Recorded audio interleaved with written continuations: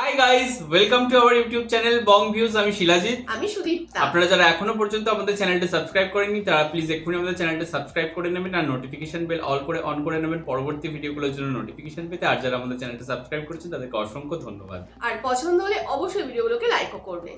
ভিডিওর শুরুতেই আগে আপনাদের জানাই সবাইকে ঈদের অনেক অনেক অনেক শুভেচ্ছা। আশা করছি, কারণ দিনটা প্রায় শেষের দিকেই, তো আশা করছি আপনারা আজকের দিনটা খুব খুব খুব বেশি মজা করেছেন, এনজয় করেছেন পরিবার, বন্ধু, আত্মীয় স্বজন, সকল প্রিয় মানুষ প্রত্যেকের সাথে।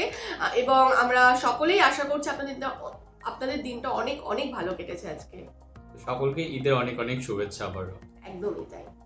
আজকে আমরা নিয়ে চলে এসেছি আবারও একটি মানে ইফতার রিলেটেড ভিডিও বা হচ্ছে রমজান রিলেটেড ভিডিও। আজকের ভিডিও টাইটেল হচ্ছে বড় বাপের পোলায় খায়, কি ঢাকার খাবার, ইতিহাস কি বলে, এবং যার থাম্বনেলটাও বেশ ইন্টারেস্টিং, যেটা হচ্ছে ঐতিহ্যের নামে কি খাচ্ছেন, এবং চ্যানেল নেম হচ্ছে যমুনা টিভি। তো চলুন দেখে নিই ভিডিওটা। কারণ বড় বাপের পোলায় খায় এটা বেশ একটা মানে এটা আইকনিক খাবার বলা যায় রমজান। এবং প্রথম যখন আমরা এই ভিডিওগুলো দেখতাম আমরা বলতাম বড় বাপের পোলায় খায়, এটা আবার কি ব্যাপার। প্রথম যেটা আমরা ইফতার নিয়ে ভিডিও করেছিলাম আমাদের রমজান সিরিজে 2 বছর মতো আগে মনে হয়। হ্যাঁ, তো ওইটা দেখলে আপনারা বুঝতে পারবেন যে আমরা বুঝতেই পারছিলাম যে ওটা কোনো খাবারের কথা বলছে। বা আমরা ওখানে অনেক খাবারের সাথে অপরিচিত ছিলাম। হ্যাঁ, তো ওই ভিডিওটা প্লিজ দেখবেন। সুতা কাবাব এরকম সামথিং অনেক কিছু ছিল। এটা কবুতরের কি সামথিং ছিল, ওটা নিয়ে আমরা বলেছিলাম কি কবুতর। তো যাই হোক, চলুন দেখে নিই ভিডিওটা। আর ভিডিওটা যদি কপিরাইট ক্লেমের জন্য ব্লক হয়ে যায় তাহলে সম্পূর্ণ ভিডিওটা আপনারা আমাদের ফেসবুক বা ইনস্টাগ্রাম পেজে পেয়ে যাবেন। আর ফেসবুক বা ইনস্টাগ্রাম পেজের লিংক আপনারা আমাদের ডেসক্রিপশন বক্স বা ফার্স্ট পিন কমেন্ট থেকে পেয়ে যাবেন। তাহলে চলুন সবাই মিলে ভিডিও দেখা শুরু করি। পুরান ঢাকার সমকালীন সবচেয়ে জনপ্রিয় ইফতার বড় বাপের পোলায় খায়।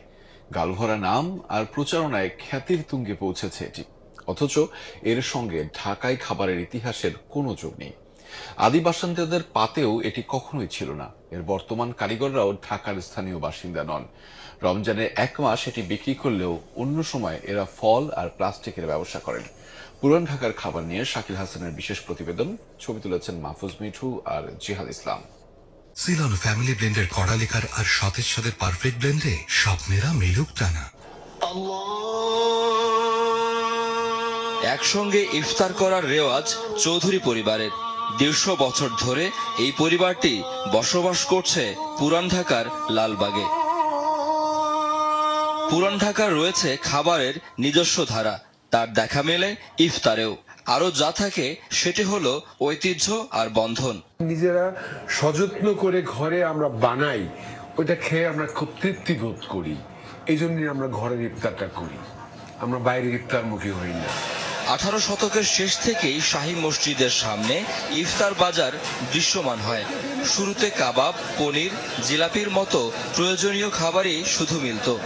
সময়ের বিবর্তনে বাড়তে থাকে পদ, বড় হতে থাকে চকবাজারের পরিসর।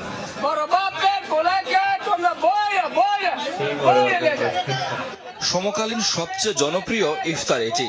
হরেক রকমের মশলা আর পদের মিশ্রণে তৈরি হয় এই বড় বাপের পোলায় খায়। এর মূল কারিগর 2 ভাই, মোহাম্মদ হোসেন আর মোহাম্মদ রাজু। দোকানে আরো যারা কাজ করেন সবাই পরিবারের সদস্য। বড় বাপের পোলার সুখ্যাতি করেন কোরাসে। এটা ঢাকার নবাবী খাবার। এই খাবারটা যদি আপনার এতই যদি না থাকতো কেন 800 টাকা কেজি কিনে খায়? এটা ঐতিহ্য আছে কারণে মনে হয় এটা ধরে রাখছি এখনো। দাদাই খেয়ে বড় বাপের পোলায় খায়। তার নাম কি? কামিল মহাজন। চকের পাশেই ছোট কাটরা। এখানে সাদ-উর রহমানদের বসত কয়েক পুরুষ ধরে। এখানে দেখা তার সঙ্গে। সাদ ঢাকার খাবার নিয়ে দীর্ঘদিন গবেষণা করেছেন, লিখেছেন বই। বড় বাপের পোলার উৎপত্তির সন্ধান দেন তিনি। নববাড়িতে যখন ইফতারের আয়োজন করা এত পদ, এত ভারী ইফতার থাকে, সব পদ কিন্তু সবাই খায় না। কোথায় যায় এটা? তো বাবুর্চিখানে আমরা রান্না করে চলে যায়, সবকিছু তারা মিক্স করে এরকম একটা তাদের রান্নাঘরে একটা মশলা দিয়ে একটা জিনিস তৈরি করে। এটা সেখানে পর্যন্ত সীমিত ছিল। এটা ব্রিটিশ আমলের প্রথম দিকে বক্সিবাজারের একজন ছিলেন যে নাম শেখ সুবা, তিনি এটা প্রথম দিকে চক বাজারে ছোট মিলারে কোনার মধ্যে উনি এটা বিক্রি করা শুরু করেন। যারা এখানে বড় বাপের পোলা বিক্রি করে তারা মূলত কেউই ঢাকার না। আবার ফিরে আসি বড় বাপের পোলায় খায় এর কারিগর 2 ভাইয়ের কাছে। জানতে চাই এই ব্যবসার শুরুর কথা। না ব্রিটিশ আমলে যে বিক্রি হতো এটা 52-55 আগে বিক্রি হয়েছে। 1858 সাল। এটা আপনি মনে করেন এটা ব্রিটিশ আমার ভাই, এটা আমাদের 14 খানদানের ব্যবসা। ব্রিটিশ আমলের থেকে আমার ফ্যামিলি এটা দিতে জড়িত। এটা 71 বছর আগে বিক্রি হইতেছে, 71 বছর আগে আমার দাদারা যাচ্ছে। দুই ভাইয়ের দুই রকম তথ্যে বিভ্রান্ত হয়ে বড় বাপের পোলা নামে ব্যবসা শুরুর ইতিহাস নিশ্চিত হতে আমরা দেখা করি ফরাসগঞ্জের বিখ্যাত সর্দার পরিবারের আজিম বক্সের সঙ্গে। 76 বছরের আজিম বক্স স্মৃতি হাতড়ি বলেন সেই সব দিনের কথা। পাকিস্তানি আমলেই এটার কোনো অস্তিত্ব ছিল না। এটা বাংলাদেশ হওয়ার পর বাইরের বহু লোকজন আসার পর এই নামটা মানুষকে আকৃষ্ট করেছে। এই আকৃষ্ট করানোর জানায় সবাই কিন্তু একবারই খায় আর দ্বিতীয়বার যায় না। পুরো চকে শুধু এদের দোকানে মেলে এটি, তাও আবার শুধু রমজানে। বাকি 11 মাস কি করে? 11 মাস আমি চক বাজারে মিডিয়ার সাথে ফল বেচি। প্লাস্টিকের ব্যবসা করি। প্রচারেই প্রসার, আধুনিক মার্কেটিং এর এই ধারণার অনন্য উদাহরণ চকবাজারের ইফতার বাজার। সামাজিক যোগাযোগ মাধ্যম, গণমাধ্যমের বদৌলতে এখানকার জনপ্রিয় ইফতার সামগ্রী বড় বাপের পোলায় খায়ের নাম এখন সারা বিশ্বব্যাপী।